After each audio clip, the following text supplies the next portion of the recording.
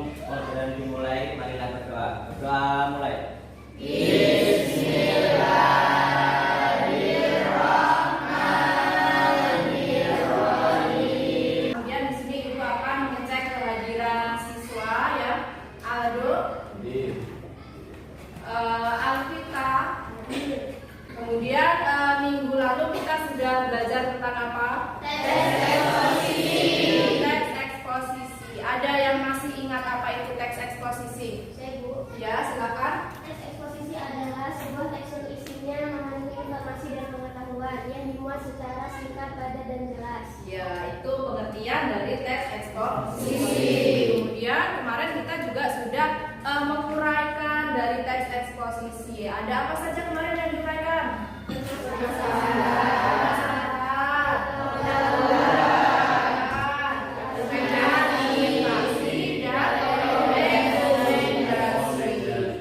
Nah, untuk hari ini kita masih belajar tentang teks eksposisi, akan tetapi di sini kita lebih menekankan kepada mengembangkan teks eksposisi atau menulis kembali teks eksposisi yang sudah dibaca, ya.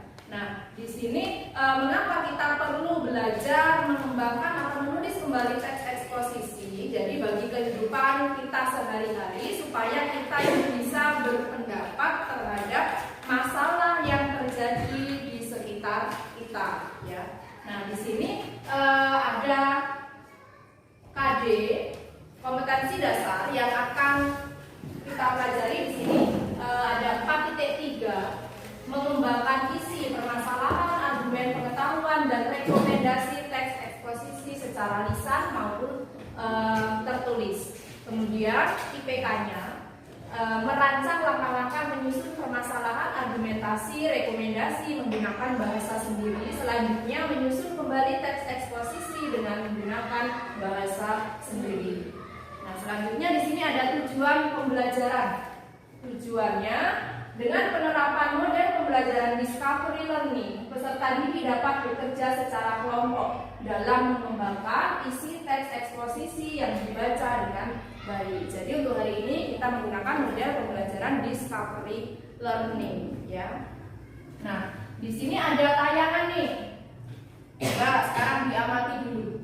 Ada gambar apa ini? Gambar sampah. Sampah apa?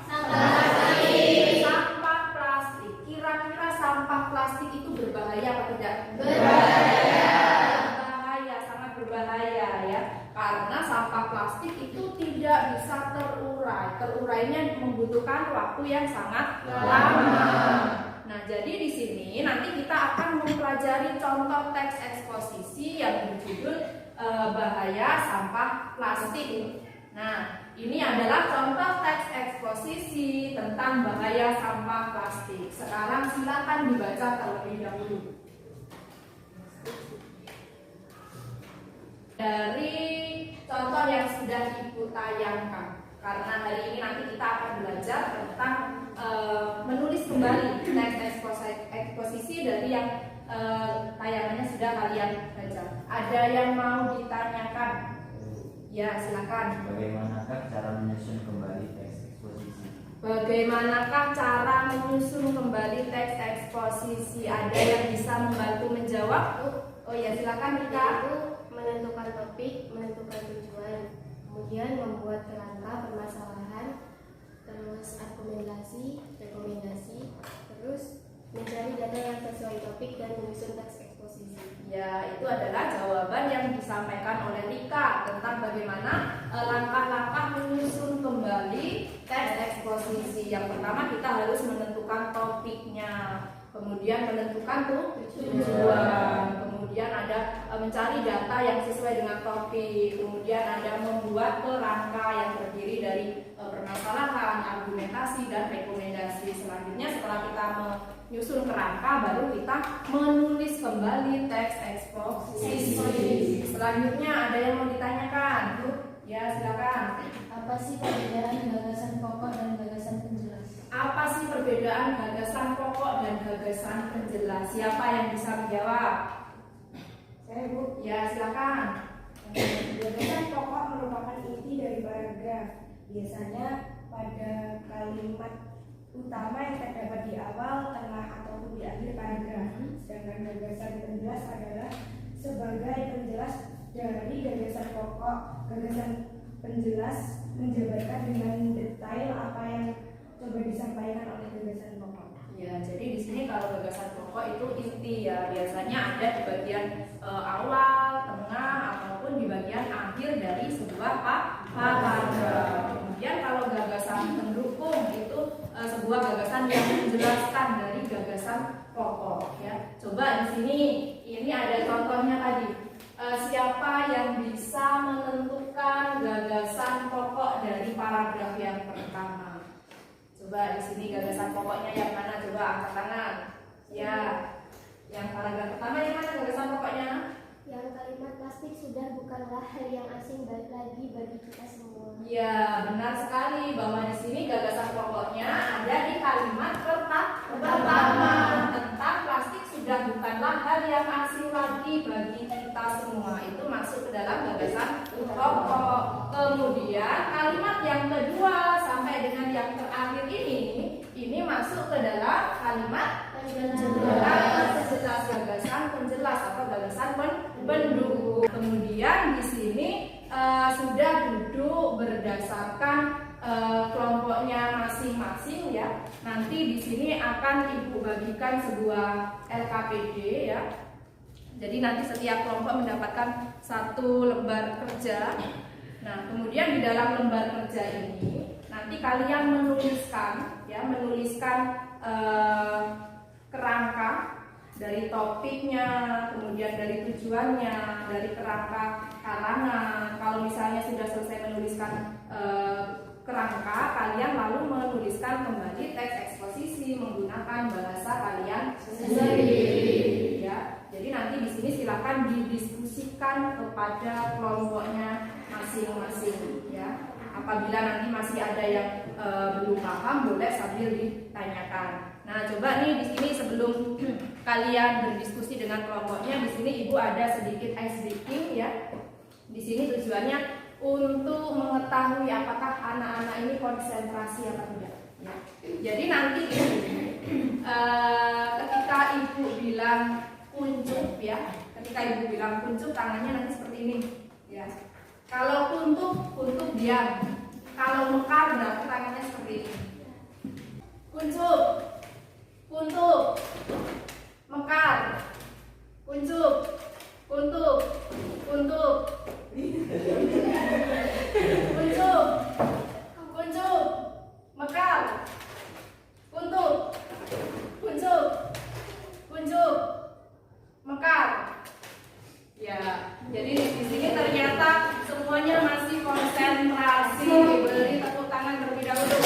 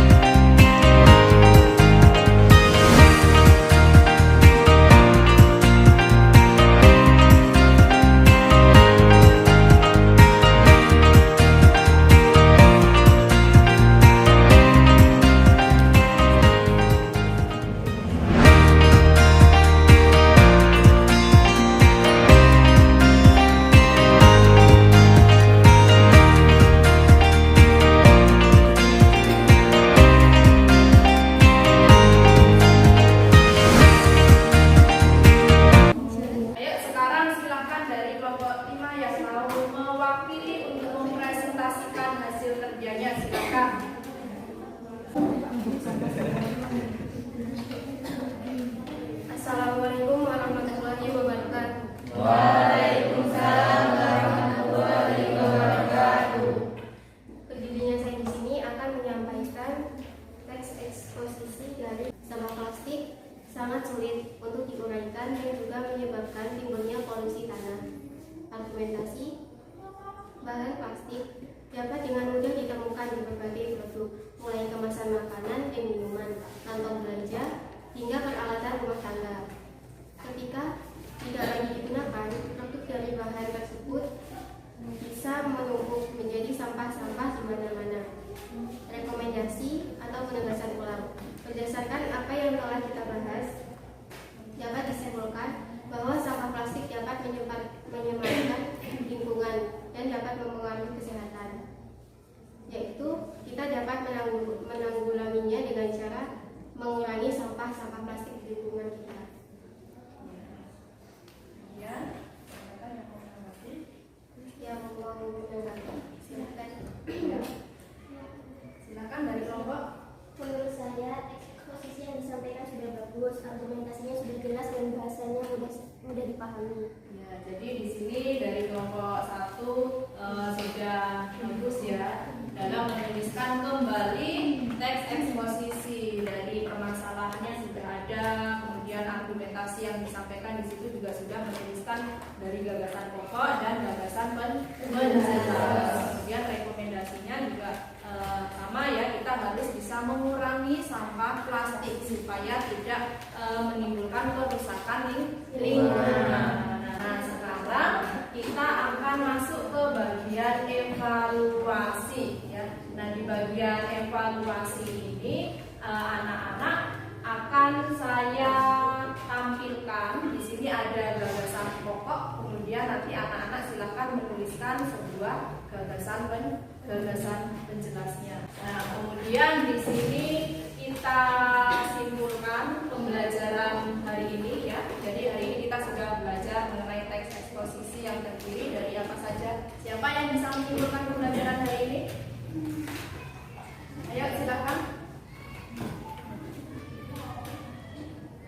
Ya.